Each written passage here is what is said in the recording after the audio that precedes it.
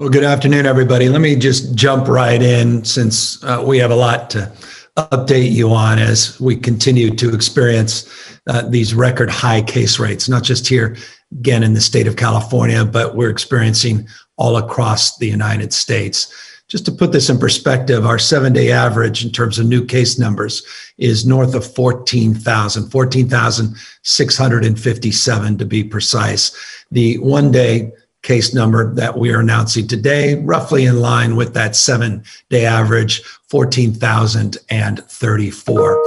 Put that in perspective, the case numbers, when you look back to the peak period that we experienced since the beginning of this pandemic, that 7-day average during the peak, the previous peak, was 9,881 compared to the close to 15,000 cases that we're now experiencing over a 7-day period.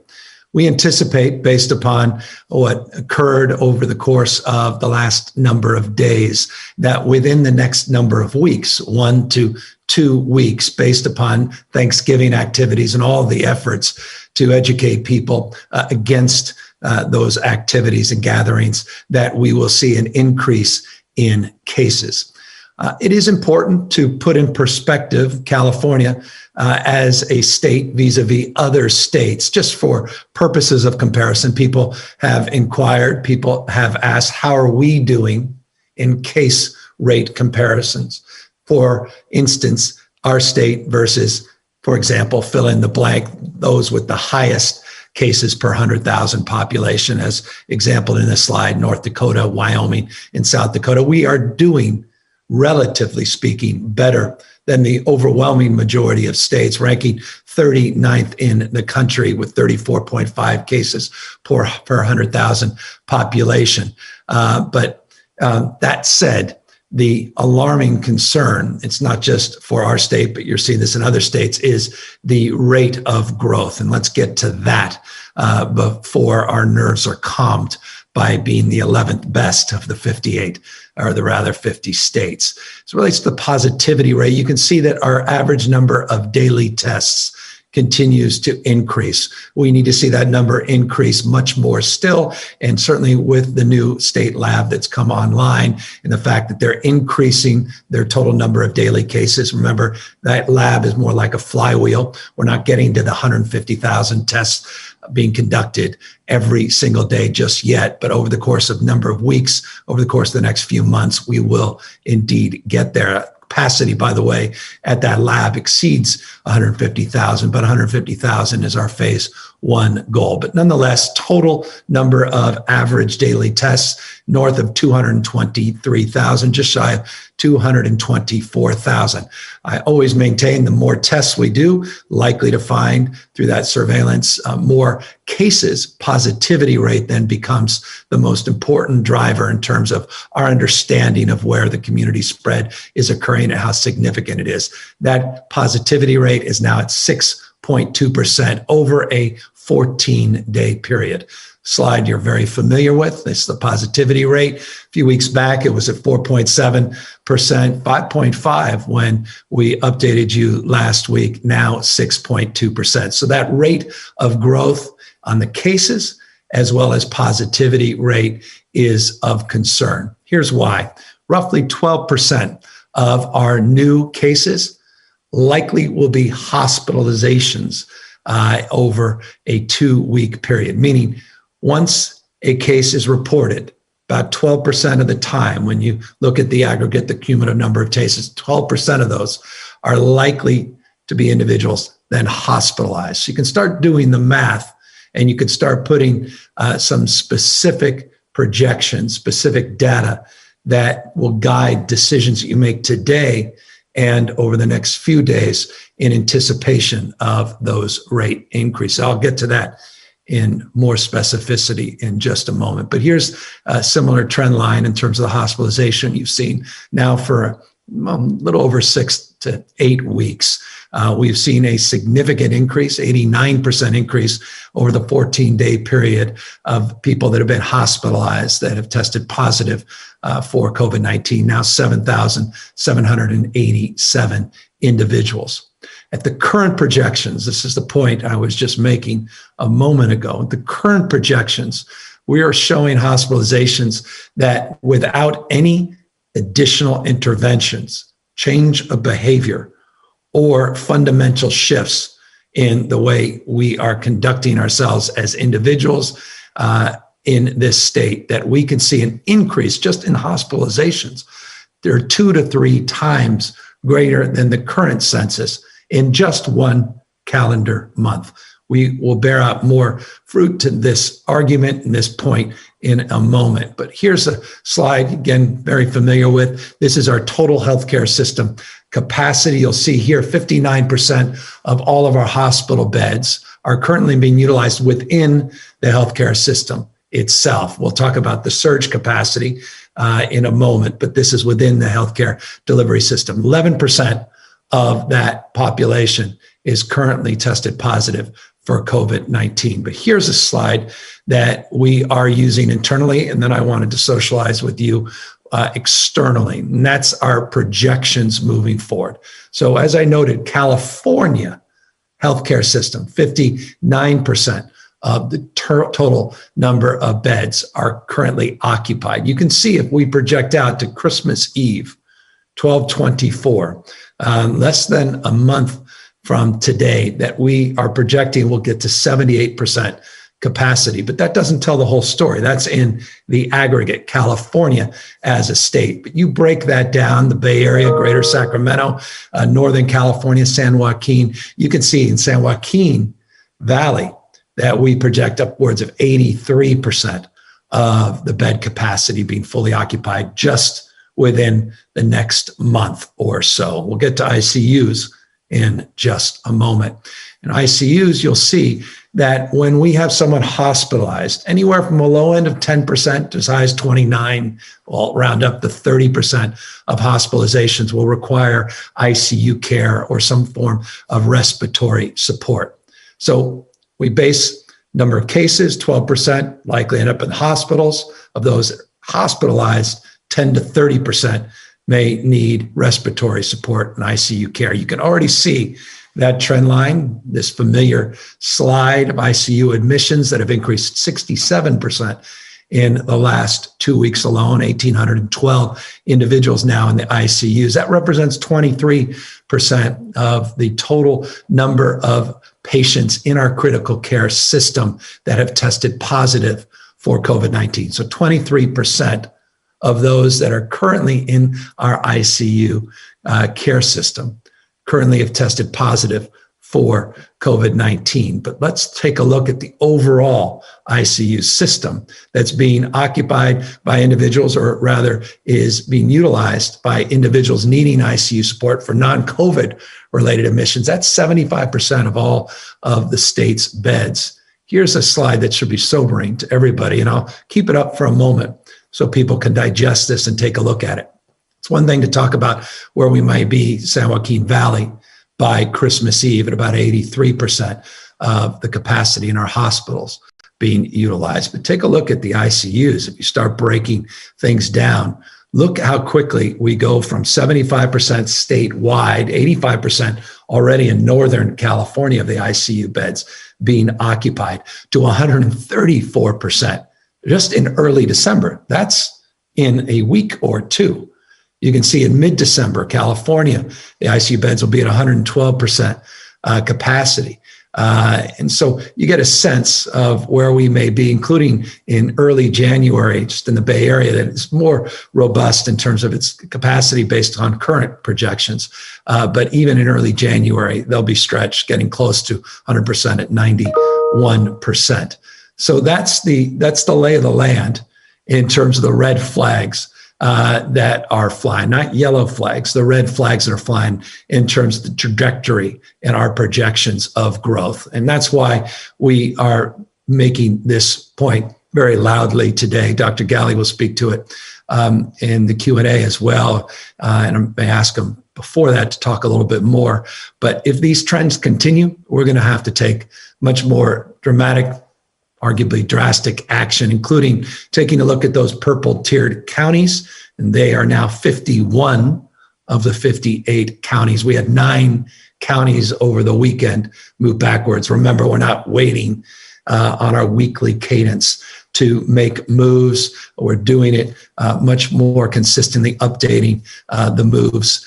51 counties now in the most restrictive purple tiered status, 6 in the red status, just 1 in orange status, none now in yellow status. If we see these trends continue, the potential for a stay-at-home order for those regions in purple because of hospitalizations and ICUs.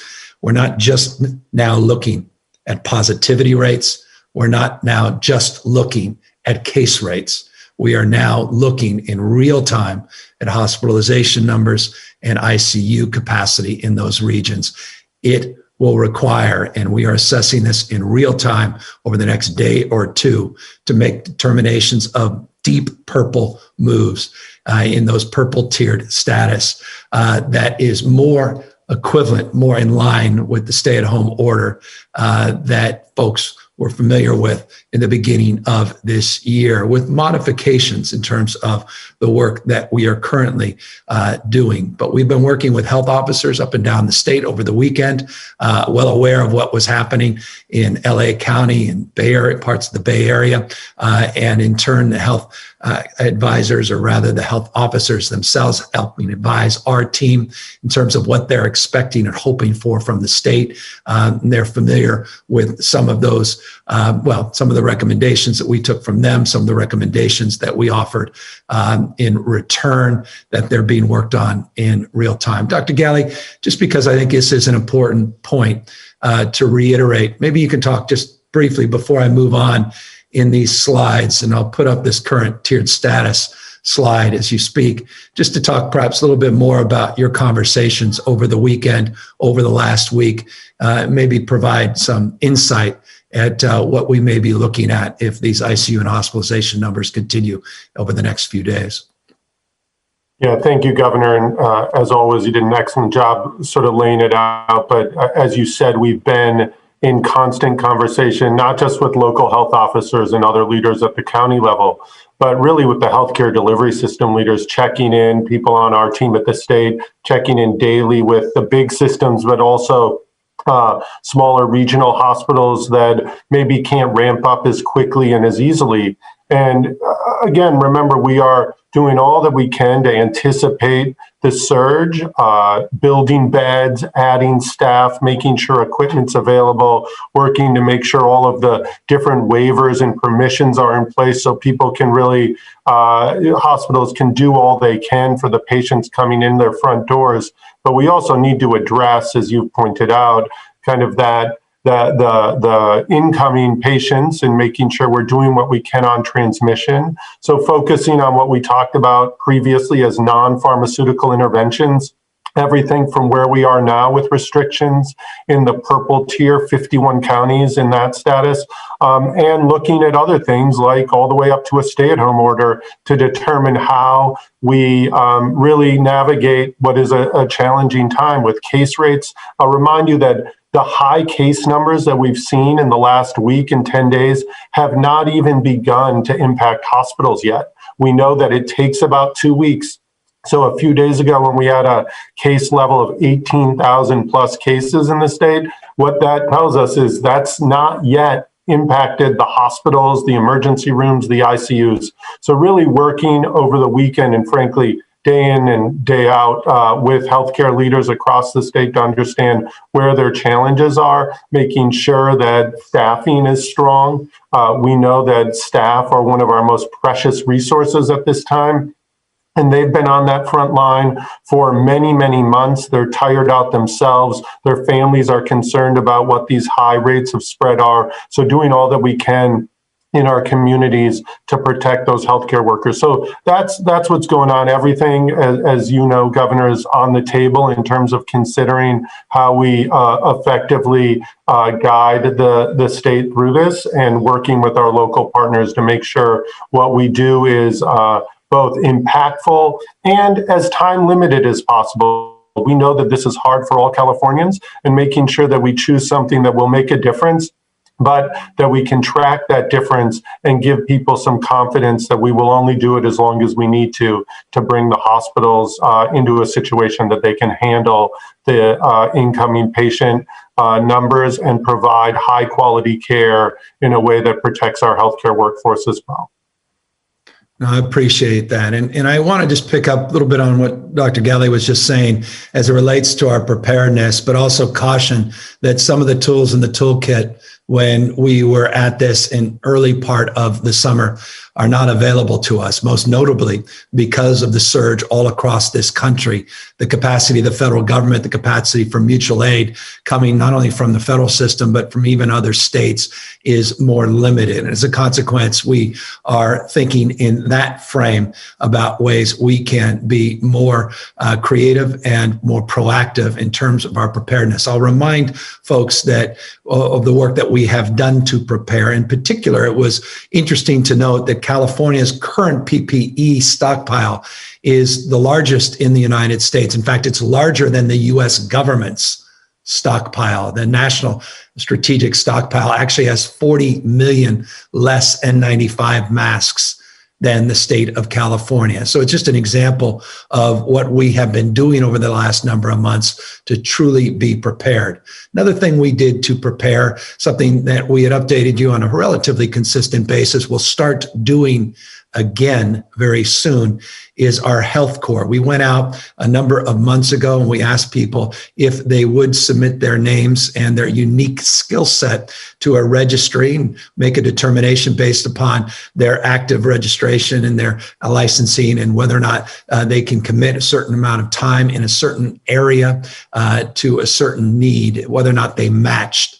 And right now we have 871 individuals that are active and registered as part of our health core. We're going to be dusting that off and working harder to get a broader swath of opportunities and make those available to individuals that may have recently retired or may have seen their license lapse, but now easily can enter back into the workforce as needed. We also talked a lot about in the past, I talked about at the beginning of this presentation, the work we did to secure our nation's first state testing lab scale and scope, the one that we have put together here in the state of California. Again, that could not have come at a better time in terms of securing our testing needs, not only to address the growing case rates across the state, but the sector specific needs, particularly for our schools to reopen quickly, even in a challenging environment, the need to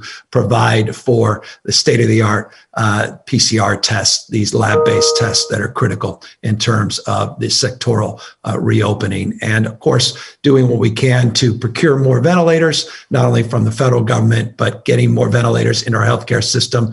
The healthcare system itself has procured a substantial number of ventilators and rehabbed and refurbished older ventilators and have been preparing themselves. In addition, of course, the state supplementing those efforts. So giving you just some bullet points of some examples, not a comprehensive list, but just a reminder of some of the work we've done, including the 11 surge facilities that we have pre-identified and pre-deployed all throughout the state of California. I'll remind you, Porterview and Fairview and Porterville, forgive me, places like the Arco Arena up in Sacramento in warm, what we refer to as warm status. And that just simply means that we can convert those surge facilities in relatively short order, 24 to 96 hours. I keep bringing this slide back up. Those of you who've tuned in on these presentations have seen this slide the last few weeks. There's a reason, and that is we, based upon these projections and these trend lines, are likely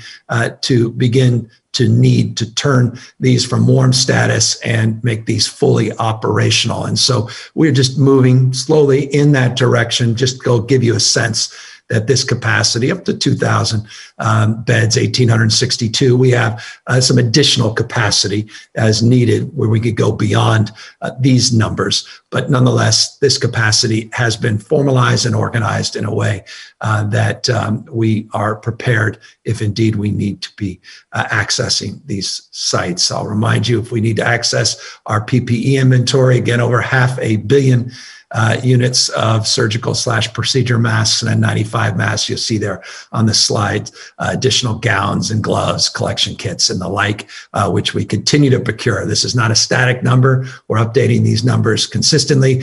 And as I reminded you in previous presentations, we've already distributed some 600 plus million masks already. This is just what's in inventory that hasn't already been distributed. We've done the same with gowns and gloves and face shields and other PPE. But one of the things we need to talk more about in terms of preparedness is preparing our small businesses. If we're talking about more modifications, more restrictions, sectoral and industry restrictions for non-essential services, as you've seen in LA County, as you've seen in other parts of the state, as more and more counties move into this purple tier, and we look at our own modifications statewide, not just those modifications we are seeing at a local level. We have to be more mindful than ever about the economic impact and consequences of these further restrictions.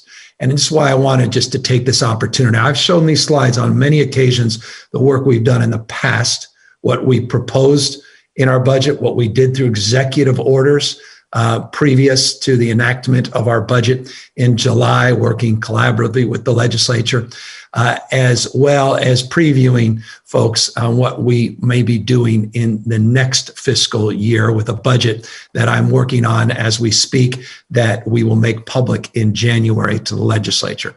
And that has been important, but let me now offer some additional insight on what we are doing immediately, more in this space, targeted at the most impacted sectors of our economy, small business is in particular. We are announcing today immediate relief to provide billions of dollars of opportunity for small businesses that have collected sales taxes and owe sales taxes in this first line up to $1 million of sales tax that is owed to get a 3-month extension, in essence, a float. That sales tax is collected by the business member. It is in a bank account, supposed to be sent to the state and the counties, cities for distribution.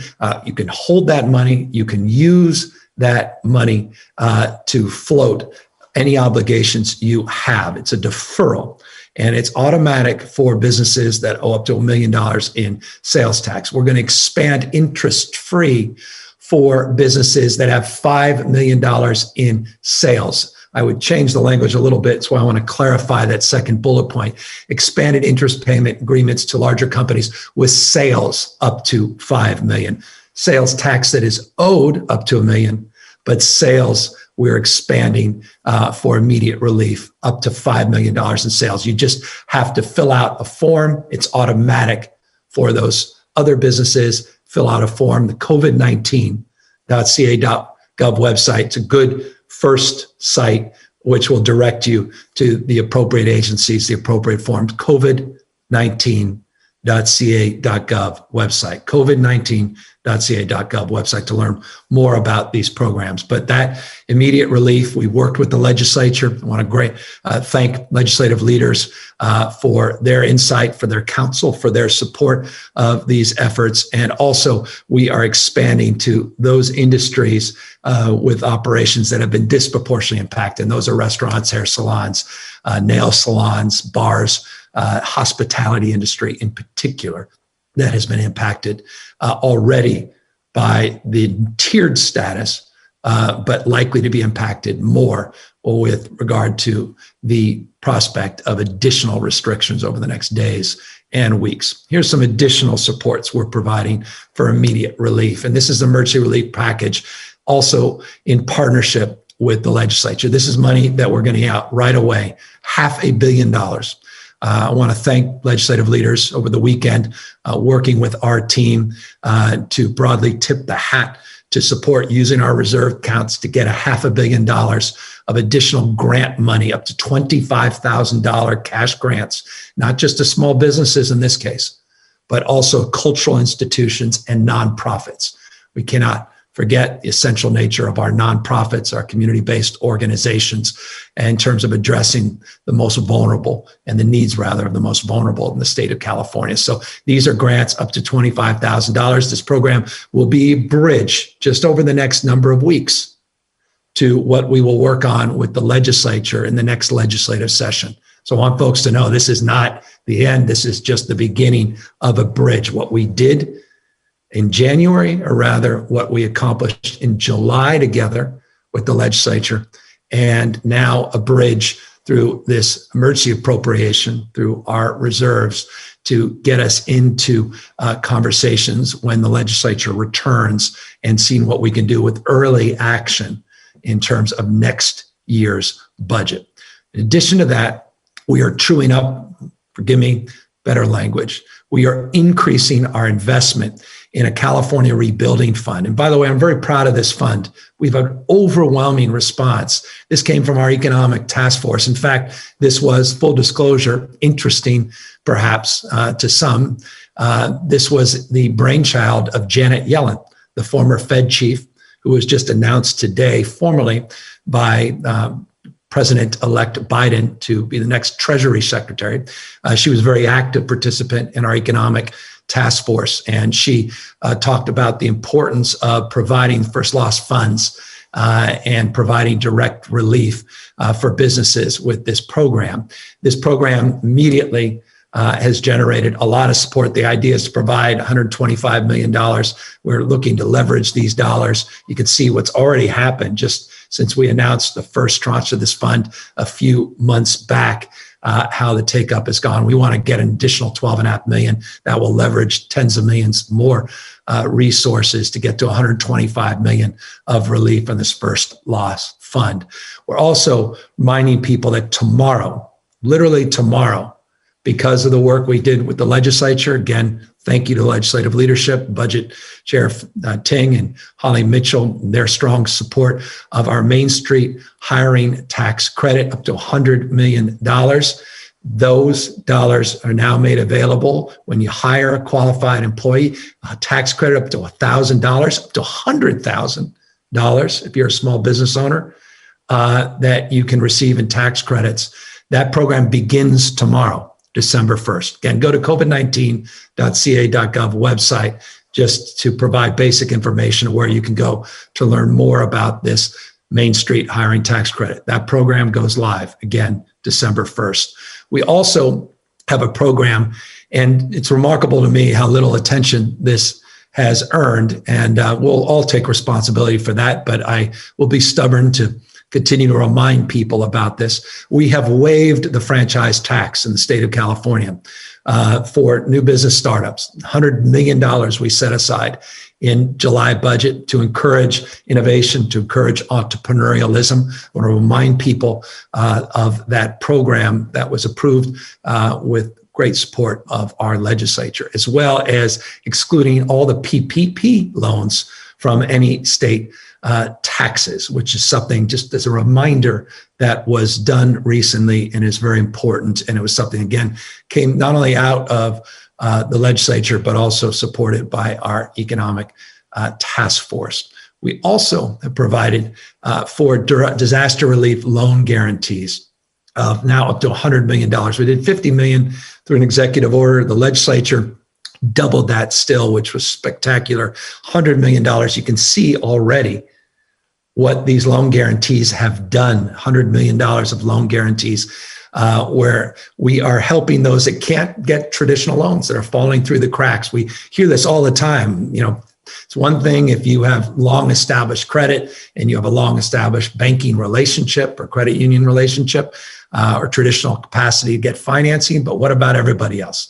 And so that's why this program was created. And this goes through our iBank, $100 million, 83% of the loans that have already gone out, women and minority owned companies. And you can see we're leveraging. This is, again, all about leveraging. It's not just the 100 million, it's leveraging tens of millions more. You can see just in one component of the two programs, the total 100 million, that we had 217 million loans approved that have already leveraged $109 million of additional support. We'll talk about additional support and we will wrap up here in just a moment. But I wanted to also remind folks of additional support we are providing our restaurants. We announced a number of months back a first in the nation program working with FEMA and working with our federal partners called Great Plates. The whole idea of Great Plates was to have restaurants that otherwise are closed or substantially impacted because of the restrictions pursuant to our guidelines, local and state, under the COVID-19 restrictions. They simply cannot operate at capacity. We want to create a competitive and creative program that allows people to serve the most vulnerable that are in need, 3 hot meals a day to seniors that are wisely being cautious in terms of their own movement and that don't otherwise have access to a lot of the Meals on Wheel programs and other programs that are providing support. That program, please, if you're a restaurateur or know a restaurateur, we encourage more utilization and access to this program. This program supports counties to provide 75% reimbursement. The state provides additional reimbursements to the county, 25% pickup to provide 100% free meals, 3 hot meals a day to our seniors and provide the opportunity for small businesses and restaurants to stay open, providing those meals and getting paid for providing those meals through the program reimbursement through FEMA and the state, working with our counties. Already just shy of 10,000 food industry jobs have been supported since the initiation of this program. Almost 18 million meals have been provided. We want to get to this whole nother level. And if we continue to put more pressure on our restaurant industry, it is important that we share more information about the Great Plates program. It's not a panacea. Nothing about it's perfect. I recognize that there are implementation challenges. Each county does it differently. Each county, has different rules and regulations and different criteria as it relates to how they operate this specifically. But it's important that we promote it nonetheless. And I want to encourage people again to go to that covid19.ca.gov website, covid19.ca.gov website. Learn more about Great Plates. See if it works for you. It may not work for you, but if it does, this could be very, very helpful during the next 6 to 8 to 10 weeks as we work through the most challenging period since the beginning of this pandemic. I'll remind people we did an executive order on commercial eviction, freezing those commercial evictions through the end of March. We also provided over 16 million units of PPE, this personal protective gear, to our small businessmen and women, free, getting those out so that they weren't having to procure those directly and using precious resources to do that. We also have provided additional support. Again, I want to thank the legislature for their strong work in this to really amplify the work that's being done in our 86 small business centers. And I want to encourage small businessmen and women to use those small business centers. There's a treasure trove of resources, information. 86 of these are part of this broader network all up and down the state of California, provided additional support, additional staff. We did it as well to our economic program, our team called GoBiz, all with an idea of getting you more information about how you can get more support. And that's what this slide here represents. These are existing supports. Small Business Association provides the economic industry, rather injury, disaster loans, as well as these loan advances. These small business centers have all the information. It's important to access to get more information so you can get that support from the SBA.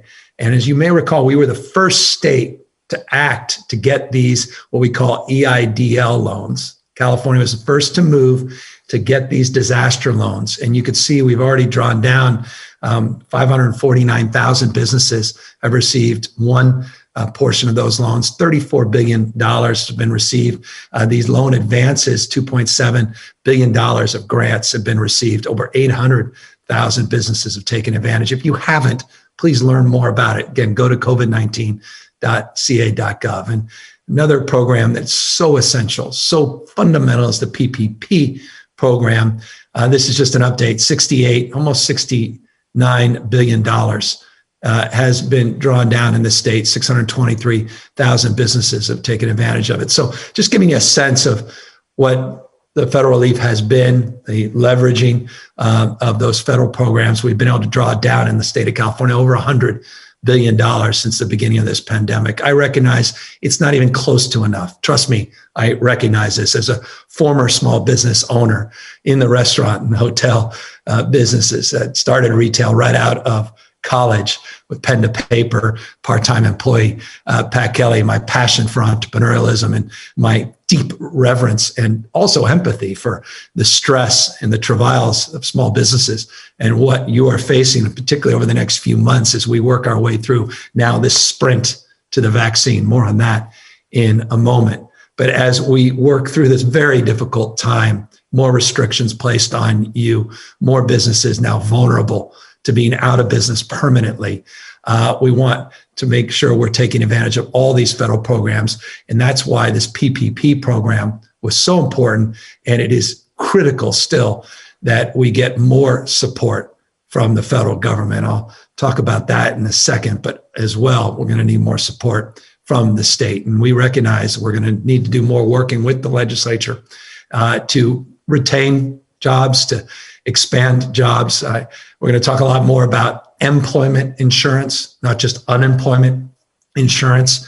In January, we're going to talk about waiving more fees and related to industries that have been disproportionately impacted by this pandemic. A lot of great ideas have been brought to light by the legislature. A lot we worked on together and got done last year, but just not at the scale that we need to do it moving forward. Just want folks to know we have a whole list of things that we are actively engaged with leadership and legislature on so that, again, we can have early action and we can move quickly in terms of additional relief to businesses. So, again, all this work that we did in July, now just ramping up, money going out. Now this interim relief, there's new grants, $500 million.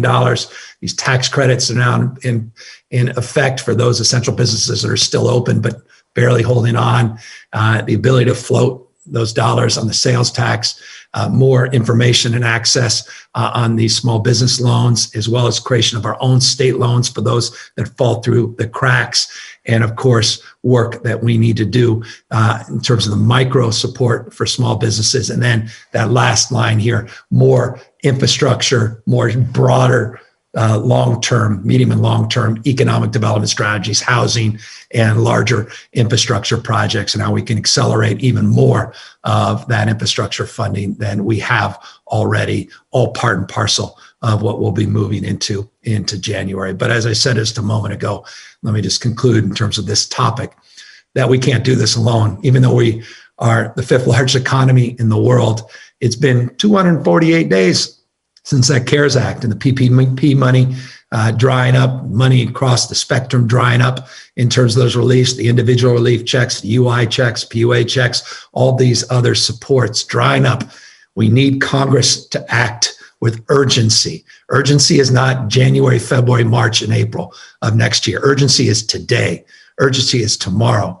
Urgency is a 24-hour effort, 7 days a week, to figure this out and to get something done and meaningful. Is simply not, we are not capable, even a state as rich and resourced as California. And that's saying something. We're enjoying revenue above projections. We're able to provide these supports, but it's not enough to do what we need to do to hold up the economy of this country, not just this state. And no more bickering. Time for people to really just put aside their differences. I have private thoughts that I don't want to share, but start to put aside their differences, do the damn right thing, and not do it as Democrats or Republicans, but as Americans first, and not wait. We can't wait. We need to get moving on these supports to help these small businesses that have put everything on the line to make the American dream possible and to have their back at this critical moment. Now, forgive me, but this is just fundamental. And to that end, if you are wondering what we're doing to support that cause, I would point you to a series of correspondence we've had with legislative leaders in Congress, Speaker Pelosi, Mitch McConnell, among others, as well as minority leaders in the respected houses. We also just recently sent another letter specifically outlining, multiple page letter, specifically outlining what we believe are the most important supports in terms of a new CARES Act. And so we're not being sheepish or shy. I'm not just announcing this in a press conference. We've been working closely with Speaker Pelosi. We have publicly made our requests known for many, many months, not least of which the last few weeks. And we'll continue to work aggressively with the Biden administration, the incoming administration, the transition, to do what we can to help influence real action at the federal level. Speaking of action, and I'll just close with this and we'll open up to questions. Important, last week I updated everybody on the vaccine plans and the 3 work groups that we created a number of weeks back, some work that we had done, task forces going many, many months back. Here's something that you may not have seen. We are anticipating 327,000 doses of the vaccine from Pfizer to come in the next few weeks. We have a specific date. I don't want to give the specific date quite yet because that date they gave us was within 3 days. I want to get the right dates. They said between this date and that date, but let's suffice it to say in the next few weeks, 327,000 doses. That'll be California's portion of the first distribution of vaccines. These are challenging vaccines because these are the ultra low temperature stored vaccines. These are the vaccines that also require a second dose, which we anticipate in 3 weeks.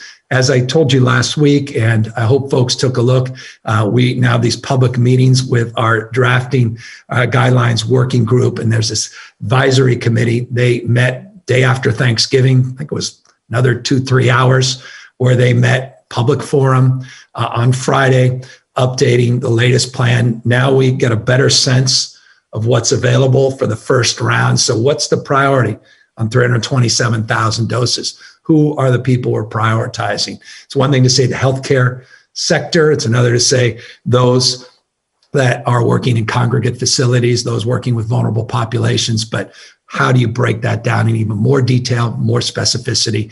That plan, detailed plan, will be out this week. It's what we refer to as the phase 1 distribution plan.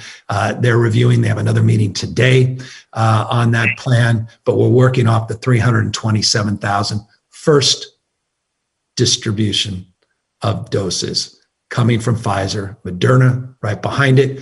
And quite literally, we are tracking hundreds of others that are in this space, working all across the globe, including dozens of others that are in advanced trials that are also part of our working groups, sort of purview, not of direct responsibility, but authority in terms of their calculus on when things to start arrive, when we'll start to see significant increases at scale of doses of vaccine that will be made available more broadly to you and me and the broader general public. So that's just a quick update on the vaccines. As always, encourage you to do what we can to abide by these health rules and all the critical non-pharmaceutical interventions that we have been talking about for many, many months.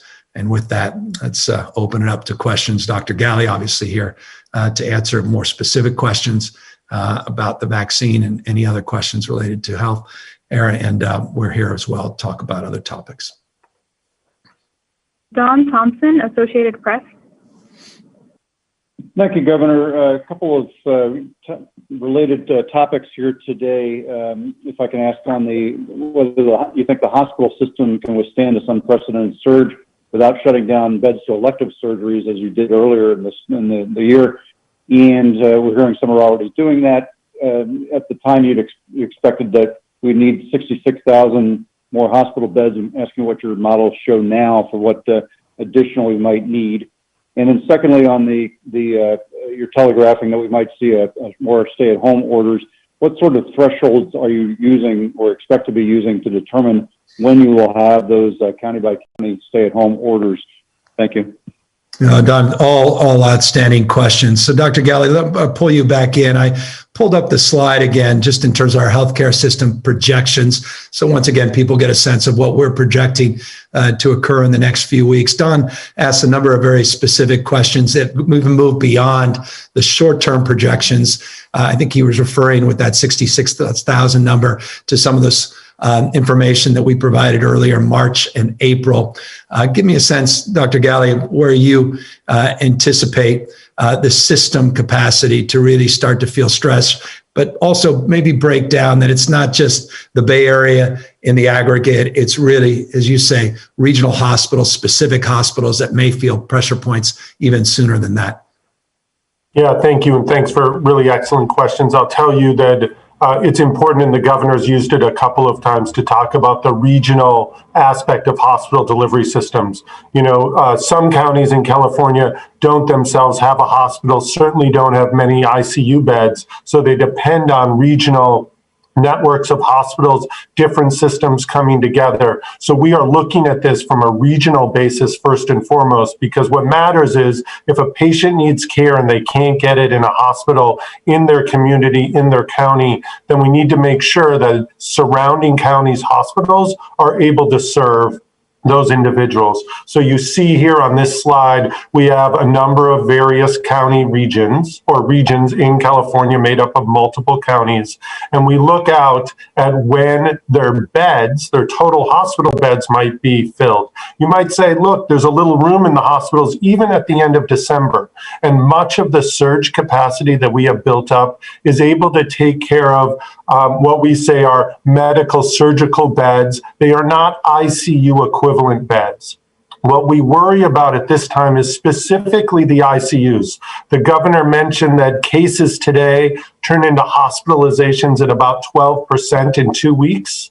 And then from there, we know that a number of those individuals will move on to need critical care in intensive care units. What does that mean? Usually specialized space, specialized equipment, and specialized staff. So in this slide, you'll see that around that same time, even when we might only be using 70% of our total hospital beds across the state, we're using over 100% of the projected current capacity of intensive care unit space. Now, hospitals have ability to build up some additional ICU space.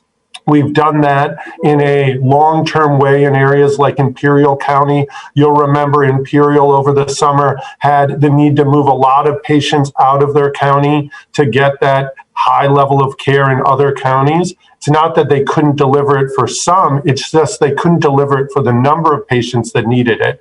We have since worked with those hospitals to build ongoing intensive care unit capacity so that not as many patients, hopefully no patients, need to be transferred out. They have that internal capacity. We've been working that in other parts of the state as well to increase our ability to take care of individuals. But bottom line is we are looking at intensive care unit capacity as the primary trigger for deeper, more restrictive actions, because when that capacity goes away, or even when it gets stretched so far that staffing is stretched, that we have to have, set up space that isn't typically used for intensive care units, we know that the quality of care, not because of anyone's fault, not because people aren't being attentive, to the contrary, they're working so hard, so fast that the quality of care sometimes takes a dip and we see outcomes we don't want to see.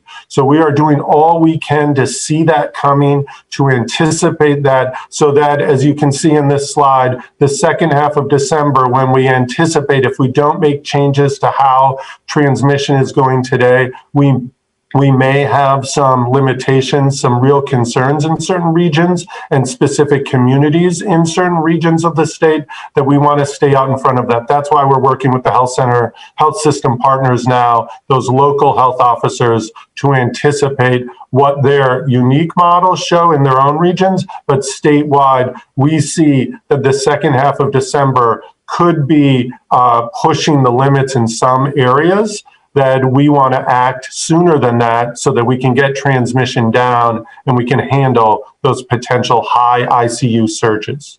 And Dr. Galley, if I may just interject, what I think is important before everyone, and I say this respectfully, and before everyone runs with headlines saying this is what the state anticipates, we don't anticipate this. This is in the absence of making better decisions. This is a chart that says if we just sit back and we are bystanders at this moment, and we don't subsequently improve upon our existing efforts, this is what we project might occur. And so I want folks to know that we intend to bend this proverbial curve and impact these statistics favorably. You specifically, Don, asked about elected surgeries, and it's important to note many hospitals already are suspending elected surgeries. But Dr. Galley, perhaps you could talk more formally about elected surgeries, which in the beginning of this pandemic certainly were suspended all voluntarily, I should add, in the beginning of this pandemic, but now increasingly are just beginning to be suspended based upon the input you've received from the system itself. Yeah, Governor, the reminder that it was voluntary in the beginning because people anticipated the need to prepare for surge. We didn't know nearly as much as we did then about COVID. And frankly, we saw that stopping some procedures earlier than we needed to created other health consequences beyond COVID. We always look at this not just about COVID health, but about broad health and public health, broadly speaking. So a number of hospitals have already made decisions because their systems are impacted enough to begin to decrease and even suspend entirely some of those scheduled surgeries. And we're not talking scheduled surgeries like, oh, it's fine to do it today and we can wait 6 months. Some of these are very important procedures, things like inserting dialysis catheters, heart valve replacements, certain procedures to make sure cancer care goes as well as it is. It's not that it has to happen today for certain, but waiting weeks and weeks and weeks could have significant consequences. So it's this fine balance, but a number of systems and hospitals specifically, if you looked in the Central Valley, you looked in parts of Southern California and the Bay Area, I'm sure in Sacramento already, certain hospitals, certain systems are making the decision to reduce those in part and maybe even suspend them entirely until we see how the next few weeks plays out. The other thing to remind you that many of those services and surgeries can be stopped fairly quickly. So the next day or 2 days out, so they can keep those scheduled for now, but pretty quickly turn off that demand and really protect the rest of the healthcare delivery system. So we're working hard hand in hand with California Hospital Association specific systems to make sure that we time it correctly to make sure that capacity is available when we need it. Yeah. And on just the last part of your question about just the previewing more restrictive measures, I can assure you those are being assessed in real time. Do not anticipate, again, week by week announcements in this space. There are many moving parts as relates to any subsequent movement by the state. One size, again, does not fit all. We have many different local health officers with very different points of view. And so we're working with our counties, working with our cities, not just the healthcare system itself, as well as local health officers, all in an effort to basically land where we think is appropriate based upon these projections that we are making public today. Stephanie Alam, CNN. Hi, Governor and Dr. Galley. My question is about the fact that California is one of the most strict when it comes to the COVID restrictions that we're seeing, and yet we still have this case explosion here. And I would love to hear why you think that is. Is it just people are tired of dealing with the pandemic? And if so, does that mean, as you're looking at these more strict stay-at-home orders like we have here in Los Angeles County starting today, does that mean that perhaps there will also be more of a intensity on having some of these restrictions followed, the reinforcement of that? Could you speak to that too, please? Thank you. Thank you. Thank you for the question. I want to go back to the slide on case rates and positivity rates, because I want to put it in perspective. When we talk about surges, so often is the case, particularly as I read the headlines, is that people lead with case numbers. I want to remind people California's equivalent population of 21 states combined in this country. So I think for California, and I would ask this for consideration, I don't have any great expectation, but just for consideration, when we do report in California, that it's a different level of reporting in the context of the size and scale of this state. Not only are we testing more and more people, as is the case now, over 200,000+ people a day, we have to do a lot more, and I'm very cognizant of that. We should expect those case numbers to be high in a state this large. The positivity rate, again, is the number in this slide that I think is incredibly important to track. And you're absolutely correct. And I appreciate the frame of your question. We have certainly seen an increase in the last number of weeks in not only the case rates, but also, more importantly, perhaps, the positivity rate. And that positivity rate, just in the last few weeks, 4.7 to 6.2, is disconcerting. We know that that will impact our healthcare system and the hospitals, which we talked about. And we obviously recognize the impact that will have in terms of our ICUs. But I do want just to note that 6.2% is not the highest the state has seen, but the projected rate of increase is at a level that we haven't seen. And so you're correct to refer to this as a surge as of late. Now, all of that was a preamble, not an answer to your question. You specifically asked why. Why have we experienced this increase as of late? And for that, I have very strong opinions, but they're primarily formed by my team and notably by Dr. Galley. Best to have Dr. Galley come back up and talk about the mixing we have seen, the broader fatigue as it relates to COVID fatigue that's been well considered. But he can talk more specifically about the areas we are seeing an increase in transmission, be it our congregate facilities, be it at restaurants, be it simply perhaps outstandingly notably in households and in gatherings outside of our household as well. Doctor? Yeah, I think really excellent question, one that we are answering constantly these days. And I will just start by saying that so many Californians continue to do the right things.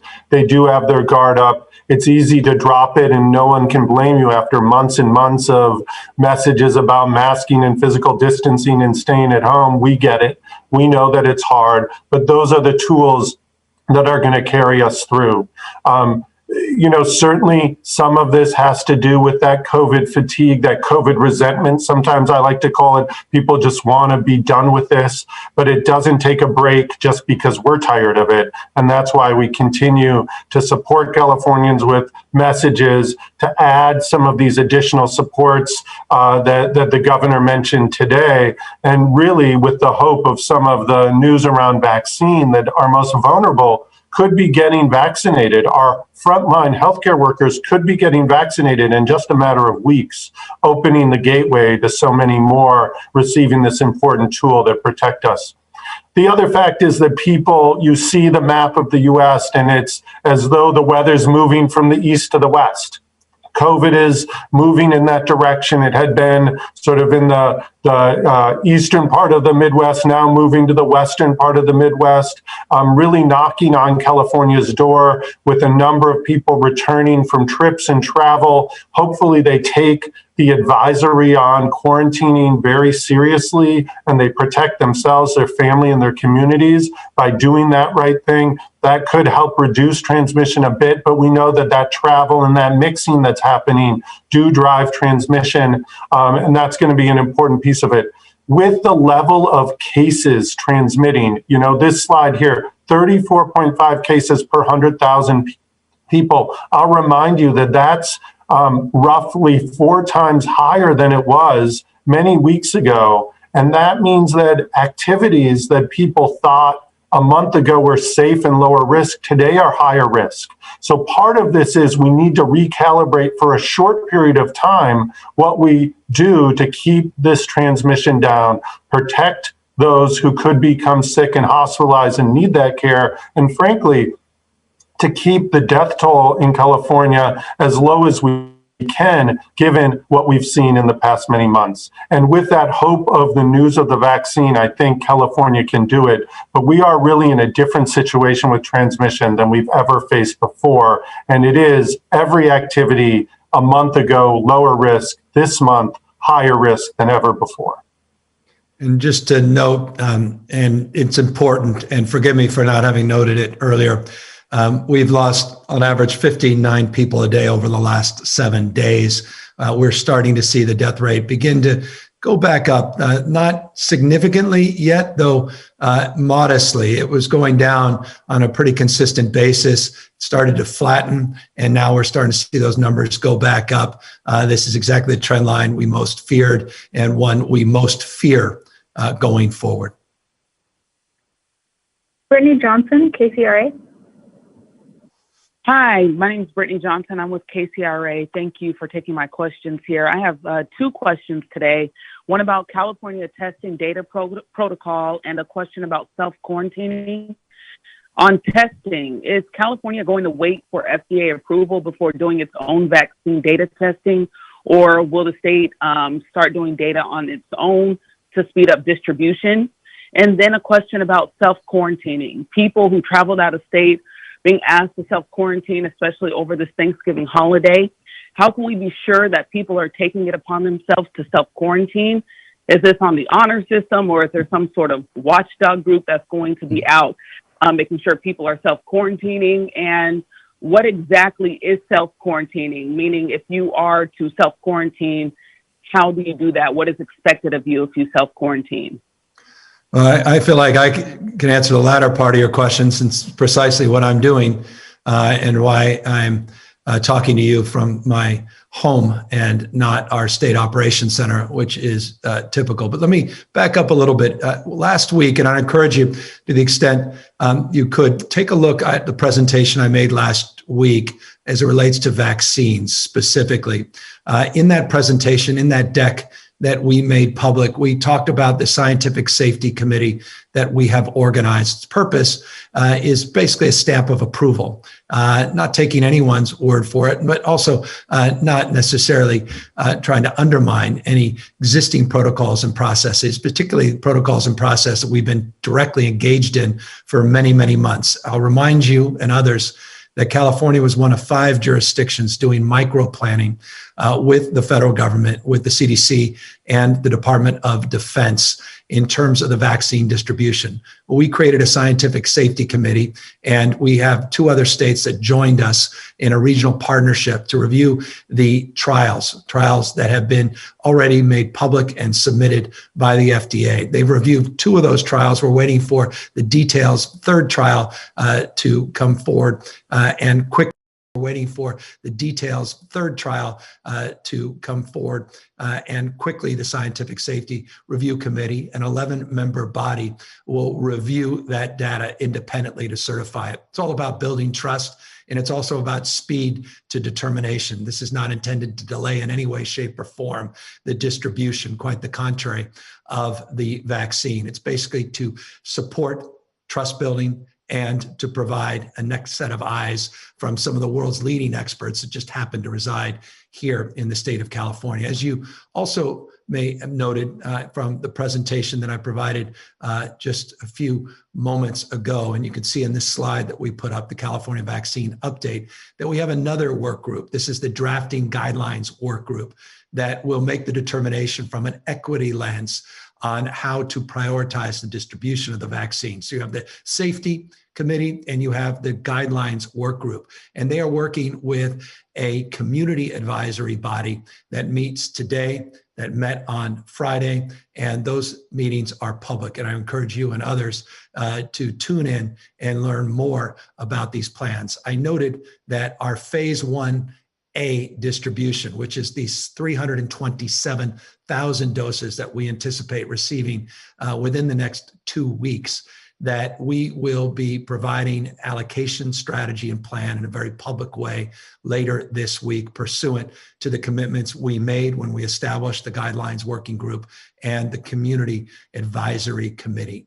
And so that you should anticipate, and I would encourage people to learn more by tuning in to their advisory meetings, again, that are public. As it relates to additional comments about vaccines, Dr. Galley, why don't you jump in and perhaps amplify a little bit more fully the vaccination protocols, and then maybe talk a little bit about the guidelines that we have posted relating to self-quarantine, and I'll just fill in some personal points as a point of privilege as someone now on day 8 or 9 of my own home quarantine. Yeah, thanks. So just building upon what you said, Governor, with the vaccines, that Scientific Safety Committee is not doing its own trials or doing its own original work. They really are reviewing the same information that the FDA has. Just from a California perspective, we wanted people who are familiar with California, who live across our state, who look like Californians, speak languages of Californians, and can really endorse that this is something that is safe, that they would take themselves, they would ask their families to take. So that stamp of approval is strong, and that Californians can benefit from that tool with that bit of extra trust and trustworthiness that we intend to build up as we go along. As the governor has said to me, the vaccines implementation will happen at the speed of trust, and that is part of the reason why we have built a set of committees, a set of actions, and a set of communications with each of you so that we can build that trust, share our concerns as well, because that is part of building trust, so that when those vaccines come, not just in the middle of December, but throughout the beginning of next year, that as we make them available, a number of individuals will avail themselves of it and have that additional tool to protect themselves and their community. So that's coming. The governor laid out exactly the timeline. We're working really quickly and hard with so many Californians, and I'll just add my gratitude to them who volunteered their time to make this a success. Those counties, those hospital systems that are getting prepared to administer first to frontline healthcare workers and then to others across the state. So not only do we build up a body of evidence and endorsement, but we really have the boots on the ground and the tools to do this like no other state, so that everybody in California who's interested, who builds up the sense of this is for me, this will add to my ability to protect myself and my family, that it's available without haste to all of them. As it goes to quarantine, Governor, you and I have talked a little bit about this because of your own experience and what you and your family are going through. And I'm grateful to all Californians who are coming back. If they did end up traveling, that they take this seriously, that they look at the quarantine guidance, really asking them to take the next 2 weeks, 14 days at home, not mixing beyond their household, not mixing beyond those they traveled with, so that we reduce the opportunities to have further transmission. It isn't easy. I'll acknowledge, and I think the governor explains that these are challenging things to do, but we need all Californians to consider doing it, and doing it completely. So we don't do it part of the way. You've said it, Governor. We don't want to run the 90-yard dash when we got to get to 100 yards in any aspect of this, and that goes together with quarantine. We are working hard, actually, with our federal partners to look at some of the quarantine guidance, and I know a number of articles in the national press have been looking at the time frame for quarantine.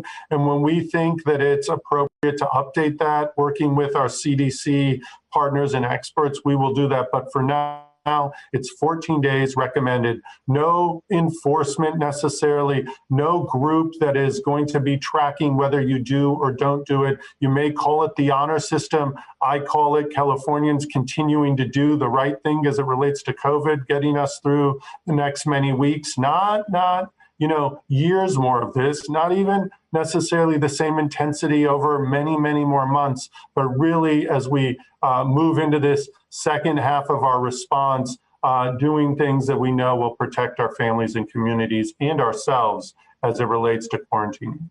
Yeah, and I think belabored this, and I won't belabor you with my personal experience with this, except to say deep empathy and moreover deep respect, particularly for families, particularly for those that do not have any support, may not even have a spouse in terms of the work they have to do in that environment. And so I just want to extend a deep level of appreciation, increased level of understanding what we're asking people to do for these quarantine period. But I hope people understand the magnitude of this moment and why we are asking people to do that. And so I encourage folks that have come back from the holidays, come back from Thanksgiving week or weekend to consider very, very seriously the moment we're in, the difficulty and challenges we will face as a state, as a nation over the next few weeks, perhaps a few months, as we sprint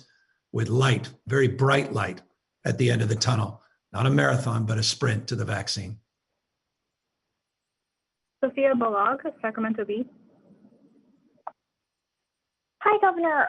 Early in the pandemic, you issued a number of executive orders related to the state's healthcare workforce. And as Dr. Galley mentioned just a little bit ago, those workers are becoming overwhelmed and exhausted. And I'm wondering if there are any executive orders or other types of actions that you are considering or can take related to our healthcare workforce, like if you're considering suspending any rules relating to staffing ratios or anything like that to help healthcare workers meet the surge.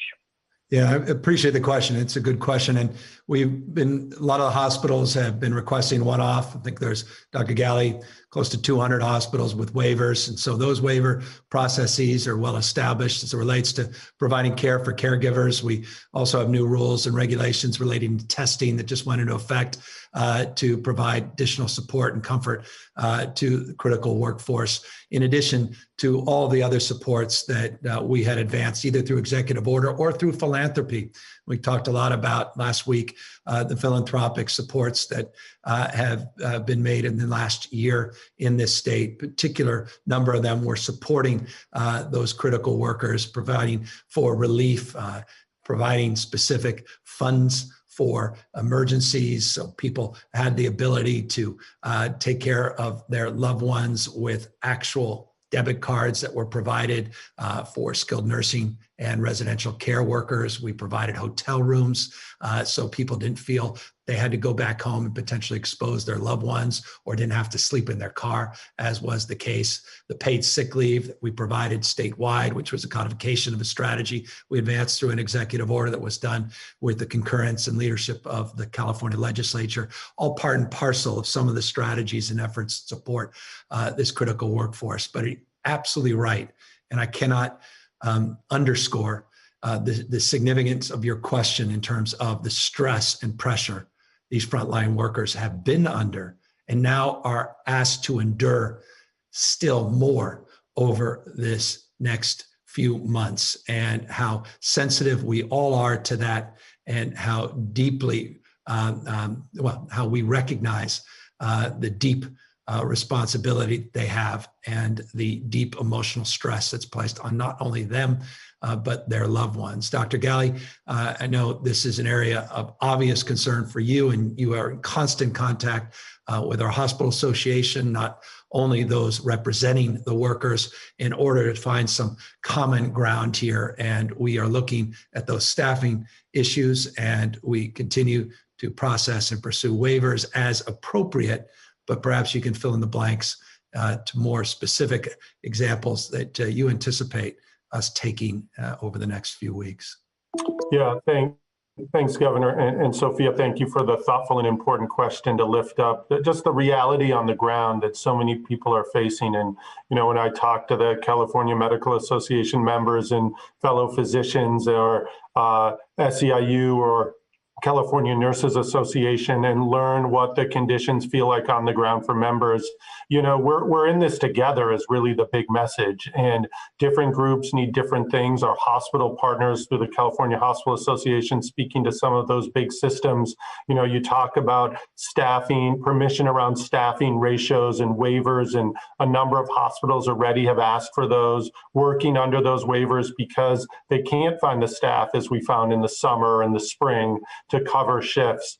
We need to make sure that all of the things that the governor mentioned, that many are available today, that those continue to be used effectively to support individuals so we can keep doing the good job that we have.